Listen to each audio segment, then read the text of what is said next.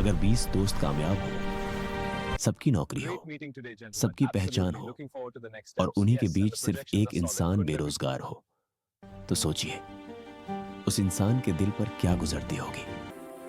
आज मैं आपको एक ऐसी सच्ची कहानी सुनाने जा रहा हूं जहां 12वीं के दोस्त 30 साल बाद कश्मीर में मिले। सब जीत चुके थे जिंदगी से, लेकिन एक इंसान हारते हारते भी सबसे बड़ा विजेता बन गया।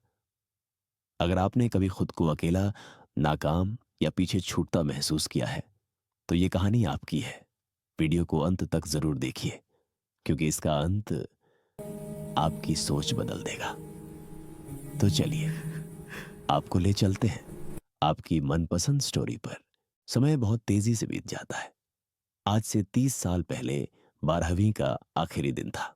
क्लास में हंसी ठिठोली, मस्ती और विदाई के आंसू, सब कुछ एक साथ था। उस दिन सबने एक दूसरे से वादा किया था, 30 साल बाद जब सब अपनी अपनी जिंदगी में आगे बढ़ जाएंगे, तब हम सब एक साथ कहीं घूमने चलेंगे। वक्त गुजर गया।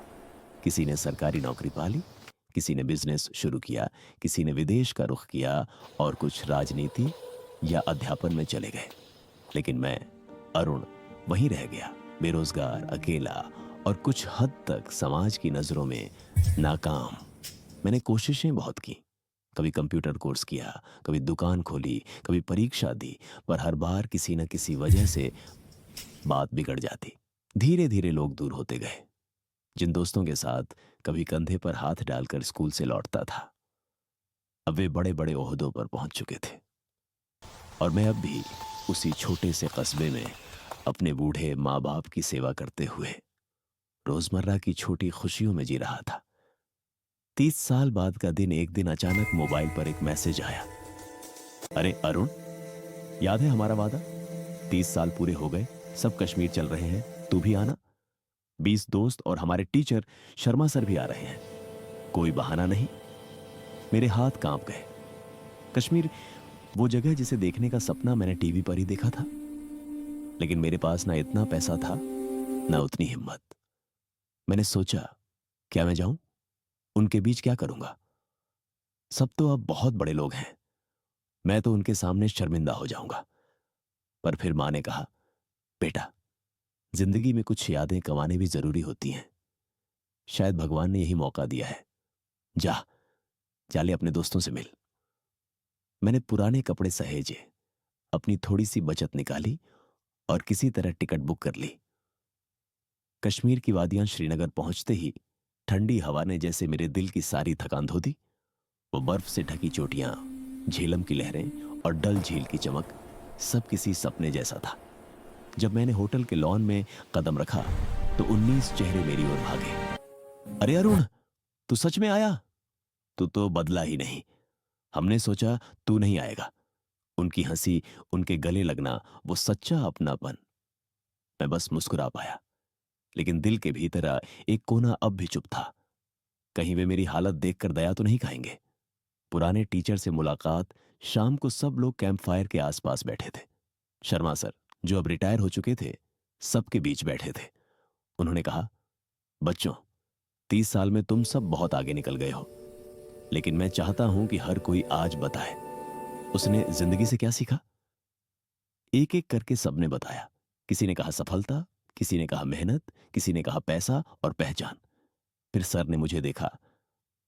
अरुण, तू क्या कहेगा? मैं हिचकिचाया। सभी निगाहें मेरी ओर थीं। मैंने गहरी सांस ली और बोला, सर, मेरे पास दिखाने लायक कुछ नहीं है। मैं न किसी कंपनी में हूं, न किसी पद पर। मैंने कई बार कोशिश की, पर शायद किस्मत साथ नहीं दी। लेकिन इन 30 सालों में मैंने एक चीज जरूर सीखी, इंसान की कीमत उसके पद या पैसे से नहीं, उसके दिल से होती है। मैंने बेरोजगारी में भी दूसरों की मदद की, बच्चों को मुफ्त में पढ़ाया और हर दिन मुस्कुराना नहीं छोड़ा।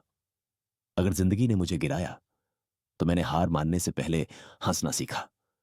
शायद यही मेरी सबसे बड़ी कमाई है। कुछ पल के लिए सन्नाटा छा गया। फिर शर्मा सर की आंखें भर आईं।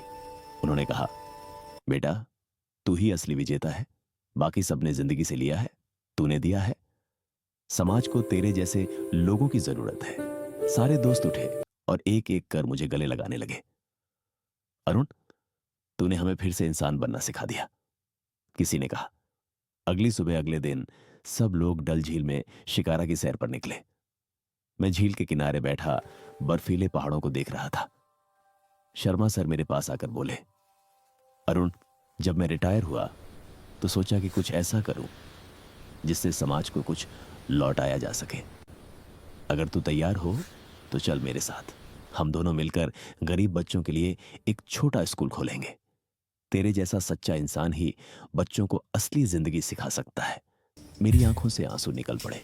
मैंने बस इतना कहा, सर, ये मेरे लिए किसी नौकरी से बड़ी बात है। 30 साल का सबक यात्रा के आखिरी दिन सब लोग तस्वीरें खिंचवा रहे थे। किसी के हाथ में मोबाइल, किसी के पास कैमरा, लेकिन मेरी तस्वीरों में सिर्फ मुस्कुराहट थी, सच्ची, दिल से निकली हुई। जब हम लौटने लगे तो एक दोस्त ने कहा, अरुण, तू हमारे बीच सबसे अमीर निकला, दिल से। मैं मुस्कुरा दिया, क्योंकि अब मुझे समझ आ गया था, जिंदगी में सबसे बड़ी कमाई पैसा नहीं, सम्मान और प्रेम है। कुछ महीनों बाद शर्मा सर और मैंने अपने गांव में नवजीवन शिक्षालय खोला। वहां उन बच्चों को पढ़ाया जाता था जिनके माता पिता फीस नहीं भर सकते थे। मेरे पुराने दोस्त हर साल कुछ ना कुछ मदद भेजते रहते थे। अब मैं बेरोजगार नहीं था, मैं गुरु बन गया था। 30 साल की उस यात्रा ने मुझे सिखा दिया, कभी खुद को नाकाम मत समझो। कभी कभी भगवान तुम्हें किसी और रास्ते पर भेजता है, जहां तुम केवल अपने नहीं, बहुतों के जीवन में रोशनी बनो। और जब कभी ठंडी हवा चलती है और डल झील की वो तस्वीर याद आती है, मैं बस मुस्कुरा देता हूं, क्योंकि उस यात्रा ने मेरे अंदर के इंसान को जगा दिया था।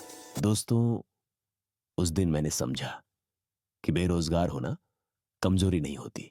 कमजोरी तब होती है जब इंसान अंदर से हार मान ले। अगर आज आप जिंदगी के किसी मोड़ पर अकेले खड़े हैं, टूटे हुए हैं, या खुद को पीछे छूटा हुआ महसूस कर रहे हैं, तो यकीन मानिए, आप गलत नहीं हैं। आप बस तैयार हो रहे हैं किसी बड़ी शुरुआत के लिए। अगर इस कहानी ने आपके दिल के किसी कोने को छू लिया हो तो इस वीडियो को एक लाइक जरूर दीजिए। और अगर आप चाहते हैं ऐसी कहानियां जो हिम्मत बने, जो टूटे हुए इंसान को फिर से खड़ा करें, तो आरजे इंस्पायर स्टोरीज को सब्सक्राइब कर लीजिए, क्योंकि यहां कहानियां नहीं, हौसले जिंदा किए जाते हैं। जय हिंद।